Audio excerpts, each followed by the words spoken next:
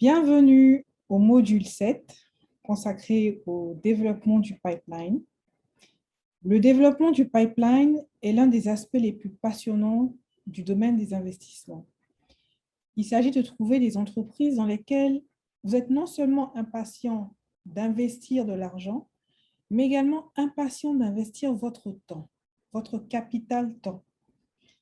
Compte tenu de la durée de vie des fonds d'investissement, vous passerez des années à travailler avec les entreprises dans votre pipeline. Le processus de sélection pour trouver ces offres est donc essentiel. Mais ce qui est important également, c'est de vous assurer que vous avez une stratégie pour la sélection de ces opportunités, de ces offres d'investissement. La création de votre pipeline de transactions se concrétise lorsque vous activez vos réseaux personnels et professionnels. Cela se produit lorsque vous êtes conscient également de ce qui se passe sur vos marchés et des entreprises qui se démarquent. Vous souhaitez ainsi perfectionner vos compétences dans l'identification de ces entreprises avant qu'elles ne soient connues du grand public. Ensuite, il est important de construire des relations avec les entrepreneurs, avec les équipes de direction, avec tout votre écosystème. Il est important de comprendre ce qui motive le comportement des consommateurs lorsqu'ils achètent un produit ou un service. Il y a en effet beaucoup d'activités entrepreneuriales sur le continent, en particulier au cours des 5 dernières années. Les entreprises en démarrage et les entreprises technologiques attirent de plus en plus de capitaux. On voit également se développer beaucoup d'incubateurs sur le continent. Reconnaissons également que les données persistantes montrent que les entreprises dirigées par les femmes ont une performance plus élevée lorsqu'elles reçoivent des capitaux d'investissement. C'est en partie la raison pour laquelle vous suivez cette formation. Nous espérons ainsi qu'au fur et à mesure que vous construisez votre pipeline, vous vous rappellerez de la valeur de l'inclusion. Nous voulons dire par là du potentiel de construction de votre pipeline qui est à la fois riche et diversifié. Enfin, nous espérons que vous quitterez ce module plus au fait des processus de développement de pipeline, d'évaluation et de gestion de portefeuille. Et aussi que vous serez excité à l'idée de développer votre propre pipeline et de bientôt faire vos propres closings. Merci de votre attention. Bonjour et bienvenue à ce module du programme de formation des femmes investisseurs africaines offert par la Commission économique pour l'Afrique des Nations Unies. Ce module est consacré à la construction du pipeline. C'est une présentation de Gita Tamaratnam et Amifani Tonisso pour la version en français. Avant d'entrer dans le vif du sujet, parlons du pipeline. La qualité de votre pipeline est un élément de différenciation clé entre d'autres éléments et un facteur de succès à ne pas négliger dans la construction de votre fonds. Dans ce module, nous parlerons de quelques facteurs clés de succès pour construire un bon pipeline, à savoir les méthodes de sourcing, les différentes étapes pour créer une base de données, la sélection des deals, etc. Commençons notre propos par une définition simple. Alors, vous allez m'entendre utiliser de façon indifférente le terme deal ou transaction. Un deal est une transaction qui correspond au financement fourni à des entreprises, généralement privées, par des investisseurs qui jugent que ces entreprises ont un potentiel de croissance élevé. Donc, un deal est tout simplement un financement qui est offert à une entreprise à fort potentiel de croissance. Et on parle de deal pour dire que l'investisseur peut apporter un financement monétaire, mais également une expertise technique ou managériale. Alors, comment faire pour attirer vers soi de bonnes transactions ou de bons deals? Dans un premier temps, savoir se présenter, c'est-à-dire être clair quant à son positionnement. Lorsque vous rencontrez par exemple un investisseur et que vous lui dites que vous levez un fonds, vous devez être clair sur la stratégie de ce fonds. Et bien de la même façon, lorsque vous rencontrez un entrepreneur et que vous lui dites que vous êtes un investisseur en levée de fonds ou que vous avez des fonds à investir, vous devez être clair par rapport à la stratégie de votre fonds. C'est-à-dire, quel est votre positionnement? Quel type de fonds est-ce que vous offrez? Il existe, comme vous le savez, différents fonds qui répondent à différents types de besoins. Vous pouvez être un fonds qui a une approche, pour utiliser un anglicisme, hands-on, c'est-à-dire très pragmatique, très impliqué dans la gestion des entreprises dans lesquelles il investit. Mais peut-être que votre interlocuteur est tout simplement à la recherche d'un apport financier. Donc, il est essentiel pour vous, lorsque vous vous présentez à un entrepreneur potentiel, de vous positionner clairement par rapport à ce que votre fonds est, par rapport à ce que vous pouvez lui apporter. À vous donc de déterminer ce dont il a besoin et de savoir si vous êtes le bon type de fonds. Donc, il n'y a pas de bon type ou de mauvais type, comme vous l'avez compris, tout dépend du besoin de l'entreprise que vous avez en face de vous. Ensuite, créer de la valeur. En tant qu'investisseur, nous l'avons souvent dit au cours de cette formation, vous apportez plus que du capital. Il est donc essentiel dès le début, lorsque vous identifiez une transaction potentielle, de pouvoir exprimer cette création de valeur de façon concrète. Est-ce que vous allez faire appel à des réseaux auxquels l'entrepreneur n'a pas accès? Est-ce que vous avez au sein de votre équipe des compétences ou des expériences dont l'entrepreneur aurait besoin? Donc, c'est à vous d'apporter encore une fois de la clarté à ce genre de questions pour que l'entrepreneur en face de vous sache à quel genre de fonds il a affaire et ce que vous pouvez lui apporter concrètement, en plus du capital. Ensuite, établir de bonnes relations. Il est primordial pour vous qui entrez dans le marché en tant que nouveau gestionnaire de fonds d'établir de bonnes relations. Il faut que vous deveniez la personne, entre guillemets, incontournable, c'est-à-dire la personne vers qui les entrepreneurs iront spontanément lorsqu'ils ont des besoins en termes de financement ou en termes de private equity. Cela veut dire que vous avez passé du temps donc à établir des relations dans votre secteur, dans le domaine, dans l'écosystème. On vous connaît, on vous fait confiance et petit à petit, on commence à penser à vous lorsqu'il y a des opportunités. Ça veut dire aussi que vous êtes perçu comme quelqu'un qui n'est pas, entre guillemets, transactionnel, c'est-à-dire quelqu'un qui n'est pas intéressé par une transaction qui peut se conclure dans le court terme, mais qui s'inscrit sur le long terme. Donc, quelqu'un avec qui on a envie de développer sur le long terme une relation d'affaires. Enfin, le dernier élément, développer en propre. Ce qui veut dire que rien n'est facile, donc il faut commencer par le début. Il est important de commencer déjà par construire votre pipeline par le début, c'est-à-dire comprendre, approfondir, améliorer vos connaissances dans les secteurs et les sous-secteurs que vous visez. Cela passe par des recherches sur les secteurs. C'est des recherches qui peuvent vous amener à rencontrer certaines personnes, à faire passer des entretiens pour essayer d'apprendre un peu plus en parlant aux spécialistes du secteur ou à différents entrepreneurs du secteur, en se documentant, en lisant, notamment les articles consacrés au secteur. Donc, il y a toute une série d'actions que vous pouvez déclencher pour vous aider à avoir des connaissances beaucoup plus solides sur un secteur en particulier qui vont déboucher sur des rencontres, parce qu'au fur et à mesure que vous construisez ces connaissances, vous rencontrez des gens, vous leur parlez, etc. Et donc, c'est important de ne pas sauter cette étape, mais de vraiment construire son pipeline depuis le début, depuis la base.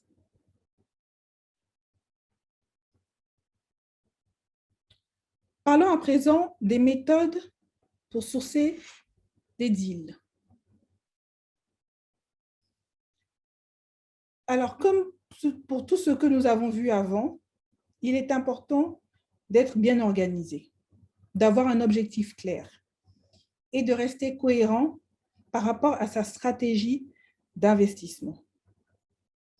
Vous pouvez sourcer des deals de 1001 façons. Nous avons répertorié ici quelques façons. Commencez par votre liste de souhaits. Dites tout simplement, étant donné la stratégie de mon fonds, quels sont les secteurs qui seraient les plus pertinents? Et vous établissez une liste.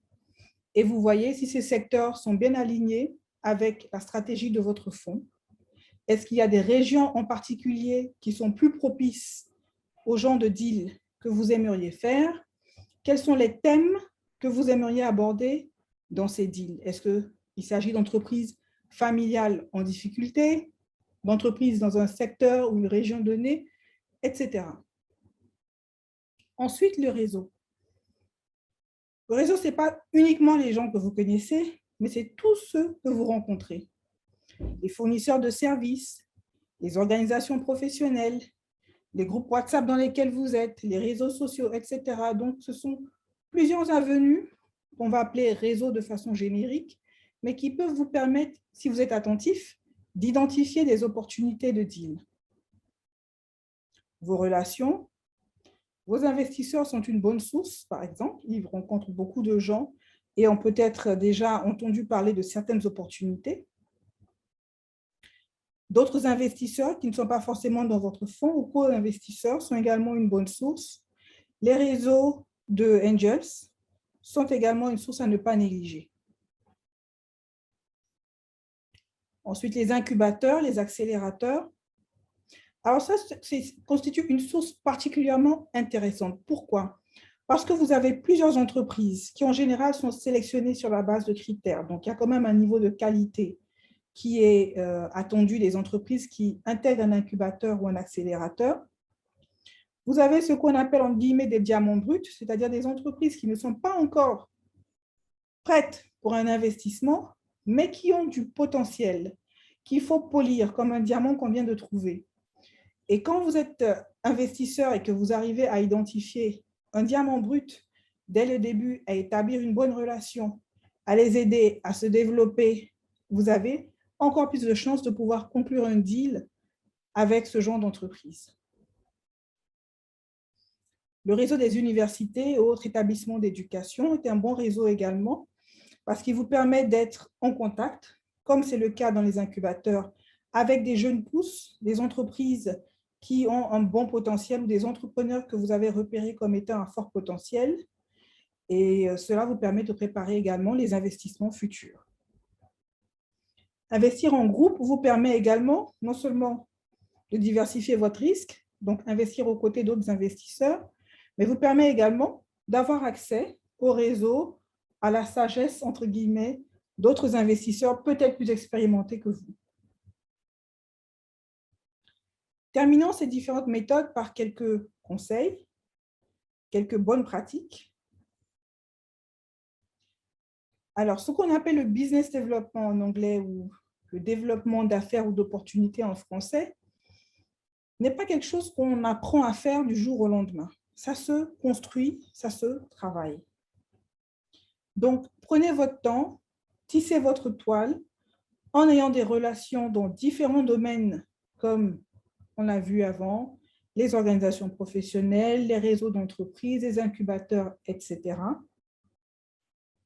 Il est important aussi pour vous de rester organisé. En créant une base de données, nous allons voir dans quelques slides comment concrètement mettre en place des éléments pour organiser cette base de données. Il regroupe tous les contacts et vous permet même de les classer par catégorie. Et suivez systématiquement les contacts que vous avez initiés en les documentant, quelle que soit l'issue, positive ou négative. Voilà quelques conseils pour sourcer des deals de façon classique, on va dire. Intéressons-nous maintenant à ce que représente l'Afrique en termes d'opportunités de deal dans le secteur du private equity. Entre 2015 et 2020, la valeur totale des transactions de capital investissement en Afrique était de 21,7 milliards de dollars et en volume, 1257 transactions pour la même période. Alors, ces chiffres ne veulent pas dire grand-chose en eux-mêmes si on ne les compare pas. L'Afrique est encore une terre vierge en termes de private equity. Ça veut dire qu'il y a encore beaucoup d'opportunités de sourcer de bonnes transactions. C'est d'ailleurs pour cette raison que de plus en plus d'investisseurs s'intéressent à l'Afrique. Donc, vous êtes bien placé si vous êtes en Afrique et si en plus vous êtes une Africaine pour pouvoir sourcer des opportunités de private equity. Il existe des disparités cependant. Bien sûr, toutes les régions d'Afrique ne sont pas égales. Si l'on regarde encore la période 2015-2020, on constate que l'Afrique de l'Ouest est la région qui a le plus progressé, de 23% en volume, 21% en valeur, et que d'autres régions connaissent des taux de croissance encore faibles, comme la région d'Afrique centrale. Et cela est dû au fait que les conditions ne sont pas encore réunies dans cette région en particulier, mais il faut rester attentif parce que dès qu'elles seront en place, on verra des taux de croissance exploser comme ceux de l'Afrique de l'Ouest. Donc l'Afrique de l'Ouest a vraiment connu un développement important de son secteur de private equity. C'est un marché moins mature que l'Afrique du Nord ou l'Afrique du Sud, ce qui explique cette progression importante. Encore une fois, si vous êtes situé dans cette région, il faut avoir conscience que vous êtes au cœur des opportunités en Afrique. Ensuite, si l'on s'intéresse aux différents secteurs qui ont été financés par le private equity en Afrique sur la même période, on se rend compte qu'en volume, 3 secteurs sont à la tête, les secteurs financiers, le secteur de biens de consommation et le secteur des industries. En revanche, en valeur, on retrouve les secteurs des infrastructures comme l'eau et l'électricité, l'énergie, la communication et le secteur financier. Tout simplement parce que dans ces secteurs que je viens de citer, les deals de private equity sont en général de taille très importante en termes de valeur. Un deuxième slide pour parler des opportunités de private equity en Afrique. Ces dernières années, on a vu en Afrique un important dynamisme et une innovation vraiment fulgurante dans le domaine de la technologie.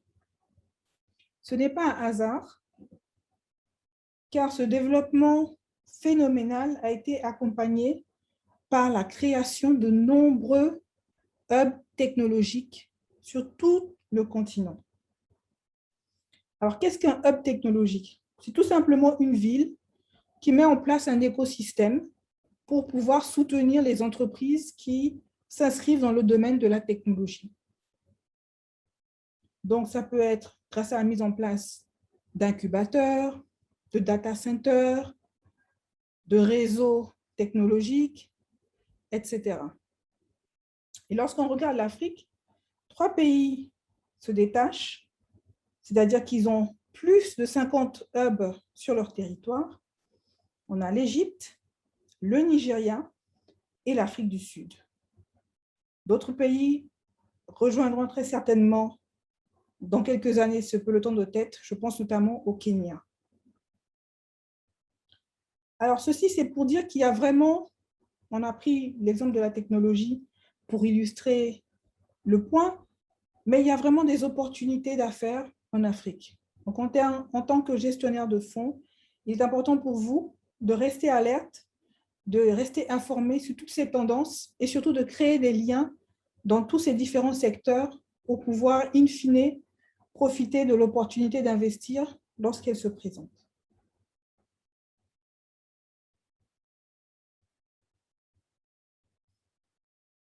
Revenons donc à la construction du pipeline. Nous avons passé en revue il y a quelques slides les méthodes classiques. utiliser pour construire un pipeline. Nous aimerions vous parler sur ce slide d'une méthode qui est un peu moins connue, mais qui se développe, donc qui mérite vraiment d'être présentée ici. Alors, bien sûr, il y a deux éléments qui sont toujours importants lorsque vous construisez votre pipeline. C'est la proximité physique, c'est-à-dire que vous devez être sur le marché sur lequel vous souhaitez développer ce pipeline. Il est très difficile pour un investisseur d'être basé sur un autre continent et de faire des allers-retours et de réussir vraiment à construire des relations solides et donc un pipeline solide. Et le deuxième élément important, c'est que vous devez avoir une conscience aiguë, c'est-à-dire une conscience très pointue de ce qui se passe en fait dans l'environnement. Alors, la méthode du Deal Scout est une méthode novatrice qui a été utilisée pendant de nombreuses années déjà, comme c'est le cas bien souvent aux États-Unis. Un Deal Scout, qu'est-ce que c'est? Moi, j'appelle en français le Deal Scout le chasseur de deal. C'est une personne qui a un réseau donné et qui va aller chercher des deals pour un fonds de private equity. Pour la petite histoire, aux États-Unis, l'utilisation des Deal Scouts a été promue par des fonds d'investissement qui employaient de jeunes étudiants. Alors, je dis employés, mais ils n'étaient pas vraiment des employés, on va dire, qui recrutaient des jeunes étudiants qui avaient la mission de rechercher des opportunités de deal pour ces fonds de private equity. Donc, un deal scout, ça peut être un fondateur, un diplômé, un jeune professionnel, etc. par extension. Donc, quelqu'un qu'on utilise pour son expertise donnée ou pour son réseau donné dans un secteur et qui va nous permettre de diversifier notre portefeuille. Alors, l'utilisation du deal scout peut être poser un peu de controverse, dans la mesure où les deal scouts ne reçoivent pas de salaire de base. Donc, on peut se poser les questions d'éthique. Quelles sont leurs incitations réelles? Les fondateurs qui reçoivent beaucoup de deal scouts peuvent être un peu débordés, donc ne pas forcément leur prêter beaucoup d'importance.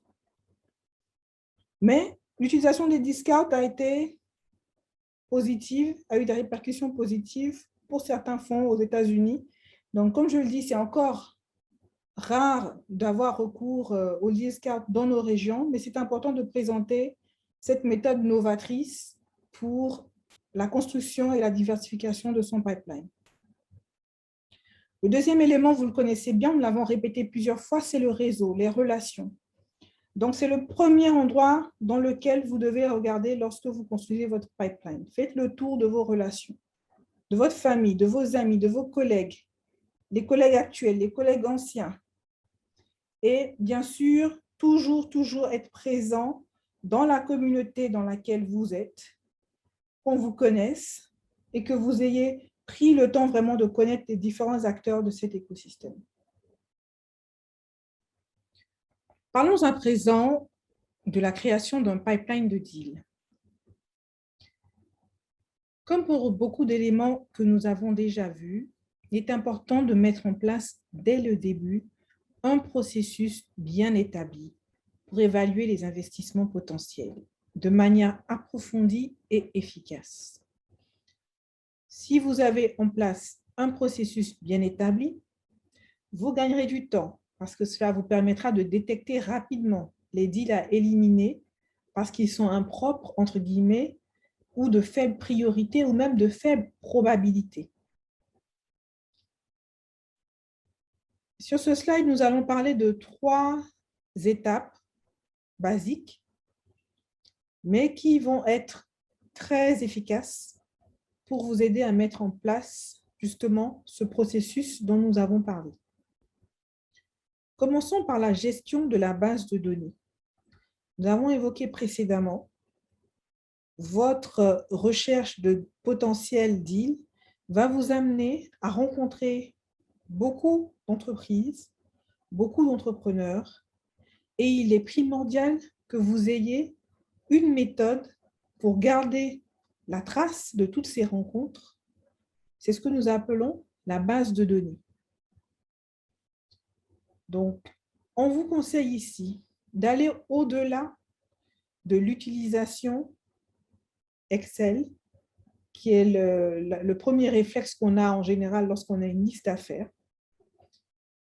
Il existe aujourd'hui différents outils de collaboration très efficaces.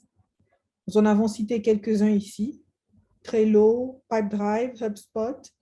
Donc, choisissez ceux qui vous conviennent, mais ayez en place un processus qui vous permet de gagner du temps, de pouvoir faciliter également la communication avec les différents membres de l'équipe, de pouvoir faciliter la mise à jour de la base de données et de capturer toutes les informations nécessaires. Donc, la gestion de la base de données est un élément important. Donc, prenez le temps vraiment de bien étudier comment vous allez mettre en place cette base de données et surtout comment vous allez la suivre. Le point suivant est lié à la base de données, toujours. Ici, nous parlons de la maintenance de la base de données. Alors, bien sûr, une fois que la base de données est en place, il faut la maintenir à jour avec les données pertinentes. Et donc, cette maintenance est importante pour vous permettre de ne pas perdre du temps. Si vous avez déjà, par exemple, rencontré un certain nombre d'entreprises, mais que votre base de données n'est pas à jour et que dans votre équipe, quelqu'un d'autre va rencontrer les mêmes entreprises, vous voyez tout de suite les conséquences. Donc, il est important, une fois que la base de données est mise en place, d'avoir un système de mise à jour qui soit efficace. Ensuite, il faut intégrer dès le début la collecte d'informations qui vont vous servir à faire une pré-évaluation et ensuite une sélection. C'est-à-dire que votre base de données, en plus d'avoir des informations comme le nom de l'entreprise, peut également donner des informations sur sa taille, son chiffre d'affaires, le nombre d'employés, etc. Autant d'informations collectées dès cette étape qui vont vous faire gagner du temps lorsque vous allez rentrer dans l'étape de pré-évaluation du deal. Ensuite, si vous avez des deals en co-investissement, c'est-à-dire si vous avez identifié des deals dans lesquels vous avez investi avec d'autres investisseurs, il est important pour vous de garder le contact avec les autres investisseurs à travers des appels réguliers, de participer aux présentations d'entreprises, etc. Donc, pour continuer à alimenter vos opportunités et votre pipeline.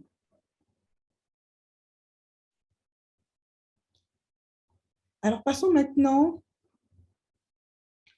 à la création du pipeline de deal, le deuxième point que nous souhaitons faire. Donc, le processus de création d'un pipeline de deal est souvent celui qu'on recommande est celui de l'entonnoir, du tunnel. C'est-à-dire qu'on commence avec un univers large de transactions potentielles. Donc ici, on a pris un exemple. On peut commencer avec une liste d'au moins 500 entreprises et on finit avec 8 à 15 entreprises qui vont potentiellement bénéficier d'un financement. Alors, qu'est-ce qui se passe entre les deux? Et il y a plusieurs choses. Il se passe un travail de filtrage qui est facilité par une stratégie cohérente et des critères définis bien clairs qui vous permettent donc de passer au filtre ces 500 entreprises pour au final avoir celles qui ont le plus de chances d'être financées par votre fonds. Un processus de présélection rigoureux et éventuellement une due diligence. Voilà tout ce qui se passe entre le début où on commence avec 500 entreprises et la fin où on se retrouve avec une dizaine d'entreprises. Sur la base de ces entreprises, potentiellement des investissements. Alors, pourquoi il est important d'adopter cette approche de pipeline de deal? Comme vous l'avez remarqué ou compris, vous allez être, dès que vous allez commencer à être actif sur le marché, submergé de demandes. Vous allez vous-même identifier d'autres opportunités. Donc, rapidement, vous allez vous retrouver avec une liste qui grossit, qui grossit, qui grossit. Et derrière, si vous voulez utiliser votre temps de façon efficace, vous devez de mettre en place un processus pour trier toutes ces opportunités qui viennent vers vous et avoir in fine des entreprises dans lesquelles vous pouvez potentiellement investir. Donc, vous comprenez ici pourquoi lorsqu'on a fait le module sur le développement de la thèse d'investissement, on a insisté sur le fait que cette thèse doit être cohérente et c'est cette thèse qui est communiquée aux investisseurs, à vos LP. Et c'est cette même thèse qui va vous permettre d'identifier dans l'environnement dans lequel vous êtes les entreprises qui sont susceptibles d'être financées par votre fonds. Donc, vous voyez que tout se tient. Si vous êtes cohérent depuis le départ, au moment de filtrer les opportunités de deal, votre tâche sera d'autant plus facilitée. Donc, après avoir passé les deals que vous avez dans votre pipeline au filtre de votre stratégie, il se trouve l'étape de la présélection. Cette étape vous permet, à partir de plusieurs critères, de continuer à sélectionner les deals qui sont potentiellement les plus intéressants. Donc, on est passé de 500 entreprises à peu près peut-être 200 à 300 entreprises. Et après la présélection, normalement, on doit avoir une centaine ou 150 entreprises qui sont présélectionnées. On continue à affiner en passant au peigne fin les caractéristiques de ces entreprises. Et peut-être qu'on se retrouve avec 10 à 20 entreprises sur lesquelles on fait une due diligence. Alors ici, on n'est pas encore forcément au stade de la due diligence détaillée, mais on fait une due diligence sur ces entreprises pour pouvoir dire, in fine, nous pensons de façon réaliste qu'on a dans notre pipeline à peu près 8 à 15 entreprises qui pourraient être des bénéficiaires de nos fonds. Donc, encore une fois, c'est une méthode qui va vous permettre de gagner beaucoup de temps et d'être plus efficace dans l'allocation de vos ressources. Essayons d'être un peu plus précis, vous donner encore un peu plus d'éléments sur comment se fait un examen approfondi et une sélection de deals. Nous en avons parlé, mais on le répète parce que c'est vraiment très important. Vous devez être cohérent. Votre stratégie a déjà été approuvée par les investisseurs. Donc, dans cette stratégie, vous avez parlé du type d'entreprise que vous souhaitez financer. Et donc, vous devez être cohérent. C'est ce type d'entreprise qu'on doit retrouver dans votre pipeline. Si vous dites, par exemple, aux investisseurs que vous êtes intéressé par financer des entreprises familiales dans le secteur de l'agriculture, votre pipeline ne doit pas présenter d'entreprises de multinationales qui sont dans la cimenterie, par exemple. Bon, c'est un exemple un peu pas très subtil, mais c'est vraiment pour faire un point. Il faut vraiment rester cohérent, c'est très important. Le deuxième élément, c'est les relations. On ne répétera jamais assez, établir des relations, c'est un processus, on ne le fait pas du jour au lendemain. Ça prend du temps de vraiment construire sa réputation dans le marché. Et pour les nouveaux gestionnaires de fonds, c'est toujours un défi puisque vous êtes nouveau sur le marché, mais c'est une étape qu'on ne peut pas sauter. Donc, il faut prendre le temps d'établir, de construire ces relations. Le troisième élément, vous le connaissez bien, la due diligence, qui est un élément essentiel qui ajoute à votre processus de sélection globale. Donc, une étape à ne pas sauter, à ne pas négliger, qui va vous permettre de mieux comprendre les caractéristiques de l'entreprise, pouvoir saisir quels sont les domaines où vous pouvez lui apporter de la valeur, mais également la due diligence, on ne le dit pas souvent, vous permet également de tisser des relations avec les entrepreneurs, parce que vous allez passer beaucoup plus de temps avec eux durant cette phase. Et la nature humaine étant ce qu'elle est, quand on passe beaucoup de temps avec quelqu'un, on finit par s'apprécier mutuellement, ou en tout cas à mieux se connaître. Le quatrième élément, c'est la preuve attendue de la croissance de la valeur. Surtout si vous êtes un nouveau gestionnaire de fonds, il ne faut pas négliger cet aspect en essayant d'être le plus précis possible sur ce que vous apportez en plus du capital. Et dernier élément, il est en rapport avec les sorties potentielles. Dès le début, lorsque vous commencez à évaluer une transaction, dès le stade de pipeline, vous devez également penser aux sorties potentielles de ce deal. Voilà. Et juste une parenthèse pour revenir sur le premier point, la cohérence par rapport à la stratégie approuvée par les investisseurs.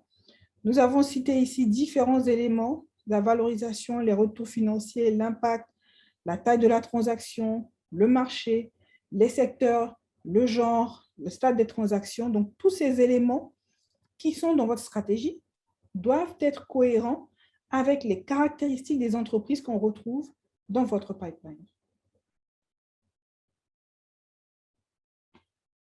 Abordons à présent un élément qui est souvent méconnu ou mal jugé. On pense souvent à tort, surtout lorsqu'on entend parler de transactions, de deals qui se sont conclus, que les entreprises étaient prêtes, que l'investisseur est venu, il a identifié l'opportunité et de tout s'est fait. En général, l'histoire est beaucoup plus longue, beaucoup plus compliquée. Les deals sont rarement prêts pour l'investissement. Ça n'existe presque pas de trouver une entreprise là, comme ça, tout de suite, vous la voyez, 2 semaines après, vous avez tous les éléments, vous signez le deal. Non. Il faut une préparation, surtout sur un marché comme celui de l'Afrique, qui, comme nous l'avons vu précédemment, est encore vierge en termes d'expérience de private equity. Il y a tout un travail de préparation que nous allons évoquer ici à faire avec les entrepreneurs. Lorsque vous êtes un investisseur sur le marché et que vous identifiez une opportunité d'investissement, il faut vous intéresser dès le début aux caractéristiques et aux conditions d'un deal potentiel. Et à ce stade, vous constatez généralement qu'il y a déjà quelques manquements par rapport aux critères que vous avez en tête. Peut-être que l'entreprise que vous avez en face de vous a des problèmes de conformité, de gouvernance, des lacunes au niveau de son équipe de gestion, des lacunes au niveau de sa structure juridique, de son modèle commercial, etc. Donc, il faut toujours venir avec un esprit ouvert lorsque vous échangez avec les entrepreneurs, mais gardez en tête qu'ils ne sont pas prêts et que c'est à vous de trouver les éléments pour les préparer. Donc, ce à quoi il faut s'attendre, la plupart des entreprises que vous allez rencontrer n'ont pas en place, par exemple, des fiches de poste avec des rôles bien définis qui sont respectés, etc. Ça, c'est le scénario idéal. Vous devez vous attendre au scénario réaliste, c'est-à-dire que vous allez rencontrer des entreprises qui sont dans un domaine qui vous intéresse, qui ont un vrai potentiel, mais où il manque, par exemple, une clarté des rôles et des responsabilités au sein de l'entreprise. Souvent, les propriétaires de l'entreprise et ceux qui la dirigent ne sont pas alignés en termes de leur intérêt, surtout dans les entreprises familiales, où il peut manquer quelques éléments qui font que les entreprises que vous allez voir vont vous sembler être fragiles. Donc, tout ça, c'est normal. Votre rôle à vous, c'est préparer les entrepreneurs, ceux pour lesquels vous avez vraiment détecté un potentiel important, préparer leur entreprise à un investissement. Donc, vous ne pourrez pas préparer tous les entrepreneurs, bien sûr, que vous rencontrerez, mais vous pourrez faire ce travail avec ceux qui vous intéressent le plus pour pouvoir utiliser votre temps de façon optimale. Vous pouvez les soutenir sur les bases. Par exemple, ils ne savent pas préparer un modèle financier, ça sera à vous de le faire. Tester les hypothèses, évaluer la profondeur et l'ampleur de l'impact qu'ils créent sur le marché, etc. Donc, vous venez aussi avec une nouvelle approche. Et c'est une plus-value, c'est une valeur ajoutée pour eux. Vous devez absolument leur montrer dès le début que vous êtes prêt à travailler avec eux pour qu'ils soient prêts à l'investissement. Et ça ne doit pas être l'inverse. Ils ne doivent pas être prêts à l'investissement avant que vous investissiez. Sinon, vous avez vraiment, on va dire, réduit de façon considérable vos chances de pouvoir sourcer un bon deal. Parlons à présent des connaissances que doit construire le gestionnaire de fonds. Pour les fonds en démarrage, c'est-à-dire les nouveaux gestionnaires de fonds que vous êtes, la construction d'un pipeline implique un élément essentiel. Vous devez être en mesure de développer vos connaissances dans des domaines techniques qui ne sont pas nécessairement les vôtres, ainsi que vos capacités de conseil pour pouvoir dialoguer de façon constructive avec les entreprises et les entrepreneurs que vous avez dans votre pipeline. Le rôle de l'investisseur dans le private equity est, comme évoqué précédemment, double. Il fournit non seulement du capital, mais également de la valeur ajoutée à son entreprise. Il est donc attendu que cet investisseur soit un minimum familier avec les secteurs dans lesquels il investit.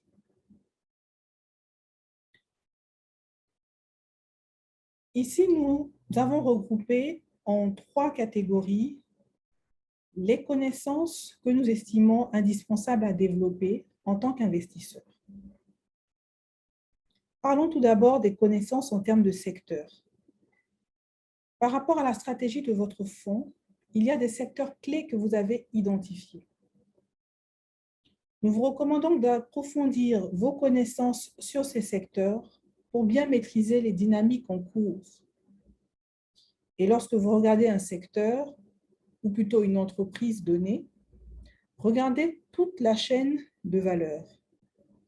On peut par exemple prendre ici l'exemple du secteur de l'agriculture. Si vous êtes en train de considérer pour un investissement une entreprise dans le secteur de l'agriculture, il y a un terme qu'on utilise souvent, from farm to fork en anglais, ou du champ à la fourchette en français, c'est-à-dire que vous devez même comprendre toute la chaîne de valeur, tout ce qui se passe depuis la culture d'une plante en particulier jusqu'à sa transformation et jusqu'à ce qu'elle arrive dans l'assiette du consommateur. C'est un élément capital pour la compréhension ensuite de ce que vous pouvez apporter comme valeur à une entreprise en particulier. Vous pouvez également aussi étudier les risques du secteur et comment atténuer ces risques. Quelles sont les activités de création de valeur peut-être en place dans d'autres secteurs ou d'autres entreprises similaires que vous pouvez reproduire dans l'entreprise qui vous intéresse. Donc, continuez à développer vos connaissances dans les secteurs clés. De la même façon, développez vos connaissances dans les régions clés que vise votre fonds. Vous devez, de façon indispensable, rester informé sur tout ce qui se passe. Lire régulièrement, à travers des journaux, des notes, des conversations avec les décideurs, ce qui se passe dans votre région. Quelle est la dynamique de votre pays, de votre région? Comment les tendances générales se matérialisent-elles dans ce pays, dans cette région? Qu'est-ce qui justifie un investissement de base en termes de population, d'infrastructures, de gouvernance, de conditions favorables, etc. Vous êtes capable de parler de tous ces facteurs lorsque vous considérez un investissement dans une entreprise donnée. Parce qu'une entreprise, bien sûr, n'agit pas en vase clos. Elle est dans un environnement, dans un secteur, dans un pays, dans une région. Donc, il est important pour vous de comprendre toutes ces dynamiques, comment elles interagissent et quel impact elles peuvent avoir sur votre investissement. Il existe également des thèmes clés à maîtriser. Au niveau macroéconomique, il y a des analyses que vous devez comprendre. Vous devez vous renseigner. Parler à ceux qui les produisent pour vraiment être au fait de ce qui se passe au niveau macroéconomique dans la région dans laquelle vous êtes, dans la région où se situent les investissements que vous considérez. Vous devez également comprendre les réglementations en cours et peut-être même celles à venir qui peuvent affecter votre évaluation et même votre investissement. Est-ce que, par exemple, vous vous intéressez à un secteur où il va y avoir une privatisation à un moment donné? C'est important de le savoir. Comprendre également le rôle de la technologie dans votre dossier d'investissement. Est-ce que vous êtes en train de considérer un investissement dans une entreprise dont les méthodes vont être révolutionnées par la technologie dans les 5 années qui viennent? C'est un élément important à comprendre et à saisir. Et enfin, quelle est la perspective unique que vous pouvez apporter? Tant que vous ne comprenez pas les dynamiques sous-jacentes d'un dossier, vous ne pouvez pas vraiment développer une perspective unique pour créer de la valeur. Donc, vous le voyez, le métier d'investisseur est aussi passionnant pour cela. Au-delà des chiffres dont on parle souvent, il y a toute une connaissance que l'on développe et qui enrichit à la fois les deals, mais également l'expérience d'investisseurs et aussi celui des entreprises qui reçoivent les investisseurs.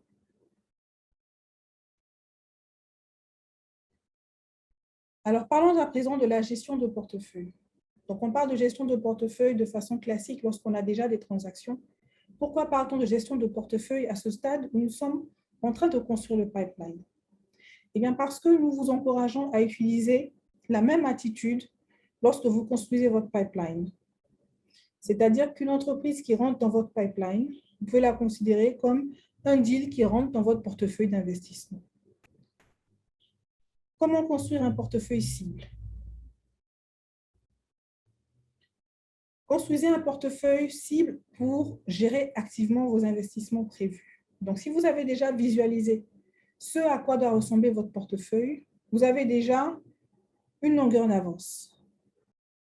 Commencez par visualiser quel type d'entreprise vous voulez voir dans ce portefeuille in fine. Et au fur et à mesure que vous investissez, vous avez un modèle financier qui a commencé avec une vision des entreprises que vous vouliez avoir. Bien, vous mettez à jour ce modèle financier avec les dernières données, les dernières transactions que vous avez faites, et vous verrez que cela vous permettra d'être beaucoup plus proche de la performance finale que vous avez escomptée. Bien sûr, il y a des variables à inclure, les sorties, la volatilité des devises, les réelles performances des entreprises, etc. Mais il est important pour vous déjà de visualiser ce portefeuille et de le modéliser dans un modèle financier, quitte à le remettre à jour au fur et à mesure des investissements. Enfin, il y a différents deals que vous allez croiser dans la construction de votre portefeuille. D'abord, il y a les deals que vous aimez. Donc, on avait parlé lorsqu'on abordait la méthode de construction de portefeuille d'établir une liste de souhaits. Mais les deals que vous aimez, c'est les deals qui sont sur votre liste de souhaits, qui sont crédibles, de façon crédible, en fonction de votre stratégie d'investissement. Vous dites, voilà les 10 entreprises que j'aimerais beaucoup avoir dans mon portefeuille. Ensuite, vous avez les 10 sur lesquels vous travaillez. Donc, ce sont des offres que vous êtes en train de préparer, des conversations que vous êtes en train d'avoir, des deals que vous incubez, comme on l'a dit au préalable, un investissement qui arrive tout près, ça n'existe pas. Donc, vous avez beaucoup de travail de préparation à faire. Donc, les deals sur lesquels vous travaillez entrent dans cette catégorie-là. Vous avez également les deals opportunistes qui vous arrivent comme ça, rapidement, après un échange, une rencontre. Pour ces deals, soyez prudents, soyez judicieux. Choisissez ceux qui vraiment valent la peine de passer du temps. Encore une fois, par rapport à votre stratégie d'investissement.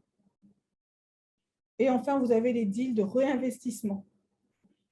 Ceux-là sont vraiment très intéressants parce que vous avez déjà investi dans l'entreprise, vous la connaissez, ils vous connaissent, vous vous aimez, tout va bien. Il y a une opportunité, une augmentation de capital, un besoin de financement en plus. Et il est important que lorsque ce genre d'opportunité se présente, vous soyez la personne qui vient en tête des entrepreneurs. Donc, tout ça parce que vous avez déjà investi, vous avez entretenu la relation. S'il y a une opportunité pour avoir un autre financement, ils pensent à vous.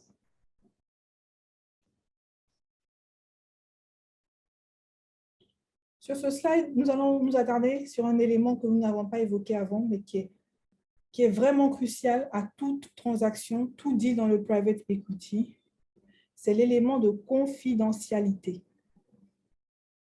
D'ailleurs, avant de commencer à échanger des informations avec vous, vous allez demander aux entrepreneurs de signer un accord de confidentialité. Cela se pratique couramment pour les mettre à l'aise et pour leur faire comprendre que tout ce qu'ils partagent avec vous dans le cadre de vos rencontres reste confidentiel. C'est critique que vous établissiez dès le début ce rapport de confiance et je vous encourage à le formaliser. Ce n'est pas systématique, mais il faut vraiment le formaliser. Ayez toujours un accord de confidentialité qui est prêt. Ce n'est pas suffisant, mais ça met déjà en confiance. Bien sûr, il faut respecter l'accord de confidentialité. Donc, au sein de votre équipe, s'assurer que la confidentialité est maintenue à travers votre processus. Donc, les personnes de l'équipe de transaction sont au courant de la transaction. Les autres personnes qui n'ont rien à voir dans cette transaction n'ont pas besoin d'avoir des détails, ni le nom de l'entreprise, etc. Donc, en général, vous utilisez un nom de code. Comme ça, on ne sait pas de quelle entreprise il s'agit. Au niveau du comité d'investissement, vous maintenez également la confidentialité entre le comité d'investissement et l'équipe de transaction. Cela veut dire qu'en dehors des réunions, le comité d'investissement n'a pas besoin de divulguer d'informations sur la transaction en cours. Au niveau externe, vous avez bien sûr des obligations de reporting envers vos investisseurs. Partagez les informations que vous vous êtes engagé à partager contractuellement et les autres informations, gardez-les pour vous, utilisez vos noms de code, etc. Donc, ça fait un peu espionnage, mais c'est vraiment la pratique dans l'industrie. La confidentialité, on ne peut pas dire combien elle est importante, parce que si jamais il arrive que vous-même ou qu'un membre de votre équipe ait trahi cette confidentialité pour un client potentiel ou un client actuel, votre réputation peut s'en trouver entachée définitivement. Donc, vraiment, soyez la personne en qui les entrepreneurs ont une totale confiance et savent qu'ils peuvent partager des informations, même sensibles, de façon tout à fait confidentielle. Et cela mérite même de former tous les membres de l'équipe, les membres de l'équipe d'investissement, les membres de l'équipe administrative, etc., à ces aspects-là, parce que quand ils travaillent dans un fonds d'investissement, ils doivent savoir ce que c'est que la confidentialité et la respecter. Parlons à présent du rôle du comité d'investissement dans l'évaluation du pipeline. Donc, on l'a évoqué précédemment, il est important d'avoir un comité d'investissement efficace, avec des profils complémentaires et expérimentés. Il vous accompagne, ses membres, depuis la création de votre pipeline jusqu'à la transaction et ensuite la sortie. Donc, le rôle du comité d'investissement, il est de s'assurer que vous avez respecté vos engagements à travers vos investissements vis-à-vis de vos investisseurs. Vous avez investi comme vous avez dit que vous le feriez, donc un rôle donc, de contrôle de la gouvernance. Le conseil d'investissement, le comité d'investissement, doit également généralement apporter une expertise pertinente qui est complémentaire à la stratégie d'investissement du fonds. Donc, ils doivent vous faire bénéficier de leurs connaissances techniques spécifiques à un deal. Ensuite, lorsque les relations entre LP et GP sont établies, le comité d'investissement aide le fonds à prendre des décisions sur la sélection des transactions et c'est lui qui a le dernier mot lorsque la due diligence est finie et qu'il reçoit le rapport de l'équipe d'investissement. Le comité d'investissement s'assure également que les processus en cours sont solides en termes de sélection des cibles, de due diligence, d'allocation d'actifs, gestion des risques, etc. Donc, il vous donne un avis sur tout ce processus. Et enfin, il fait une évaluation macroéconomique de votre allocation d'actifs. Donc là, il prend un peu de la hauteur, il prend un peu de hauteur par rapport au deal et vous dit de façon générale, est-ce que vous êtes dans la bonne voie par rapport à la façon dont vous avez alloué vos actifs, sélectionné vos investissements, lorsqu'on regarde un peu la construction de votre pipeline et, in fine, comment ce pipeline se transformera en portefeuille d'investissement pour vous. Donc, vous voyez que bien au-delà de la sélection des deals, le rôle du comité d'investissement est vraiment étendu. Donc, ça vaut la peine d'avoir un comité solide et expérimenté en place. Enfin, nous terminons cette présentation, comme d'habitude, par quelques astuces. Ici, des astuces sur le développement du pipeline. Premièrement, documentez les deals que vous refusez, c'est-à-dire garder la trace de tous les deals que vous allez voir. Certains deals vont aboutir, d'autres pas, mais il sera toujours intéressant pour vous de revenir en arrière pour comprendre un peu les éléments qui ont motivé votre décision dans un sens ou dans l'autre. Nous venons de le dire, la confidentialité, très importante. Protégez votre pipeline, gardez-le confidentiel et surtout, vous ne voulez pas que les entrepreneurs perdent confiance en vous et hésitent à partager des informations parce que vous avez déjà commis des impairs. Donc, faites attention à ce que vous dites. Soyez conscient de l'effet des réseaux sociaux. On vit dans un monde aujourd'hui où on voit beaucoup de choses sur les réseaux sociaux. Ne croyez pas tout ce que vous voyez. Rencontrez les investisseurs, les entrepreneurs, pardon. Faites-vous une opinion avant de commencer à baser votre opinion sur ce que vous avez vu sur les réseaux sociaux par rapport à eux ou à leur entreprise. Ensuite, il est difficile de développer vraiment une propriété exclusive sur les deals. Donc, voilà, vous êtes sur un marché où il y a d'autres fonds, vous avez de la concurrence et c'est important pour vous de pouvoir sourcer des deals exclusifs, entre guillemets, mais c'est difficile. Donc, vous avez souvent rencontré des deals où d'autres investisseurs sont passés ou vont passer, à vous de faire la différence. Entretenir des relations. Donc, il y a une différence entre mentorer de façon active des entrepreneurs dans lesquels vous croyez et passer du temps sur des transactions que vous sachez pertinemment ne pas pouvoir faire. Il faut faire la différence. Il faut utiliser votre temps de façon efficace. C'est vrai que vous pouvez aider beaucoup de gens, mais à un moment, il va falloir utiliser votre temps sur celles qui ont le plus de chances d'aboutir. Évitez de courir après les deals courants, c'est-à-dire qu'il y a des deals sur le marché que tout le monde cherche à faire. Donc, vous, votre rôle en tant que nouveau gestionnaire de fonds sur le marché, ce n'est pas forcément d'aller voir toutes ces transactions, mais c'est vraiment d'essayer de sortir des chantiers battus, de rencontrer des gens qui ne sont pas forcément passés par d'autres fonds ou qui n'ont pas forcément été la cible d'autres fonds et vraiment développer des deals qui sont uniques à votre approche et cohérents avec votre vision. Faites attention à ne pas trop promettre ou à sous-vendre. Il est souvent difficile lors des échanges de savoir placer la barre. Ne sous-estimez pas la valeur ajoutée que vous pouvez apporter, mais ne vendez pas trop, ne vendez pas du rêve non plus, parce que réellement, les investisseurs, les entrepreneurs vont se rendre compte de façon très rapide des limites que vous avez si vous commencez à leur vendre des choses que vous ne pouvez pas délivrer. La gestion du temps est essentielle. Comme dans tout domaine, gérez votre temps de façon rigoureuse. Vous n'avez pas 20 ans pour investir. Vous avez un horizon qui est bien limité. Il est donc important que vous utilisez votre temps de façon efficace en vous concentrant sur les transactions qui ont le plus de chances d'aboutir. Il y en a beaucoup. Encore une fois, vous allez avoir beaucoup de sollicitations, mais il faut, dès le début, se concentrer sur l'essentiel.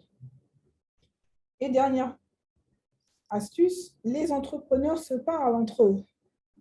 Le mot passe d'un entrepreneur à un autre. Donc, soyez gentils, respectueux, bien sûr, Partagez toujours des commentaires constructifs.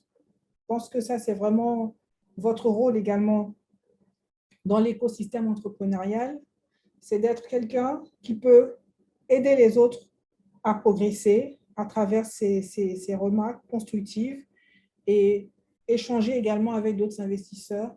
Mais soyez toujours professionnel, parce que si vous ne l'êtes pas, ça se sera rapidement et cela risque de vous nuire. Voilà, je pense que nous arrivons à la fin de ce module très important sur la construction du pipeline. Merci encore une fois pour votre attention et votre engagement. Restez connectés pour la suite.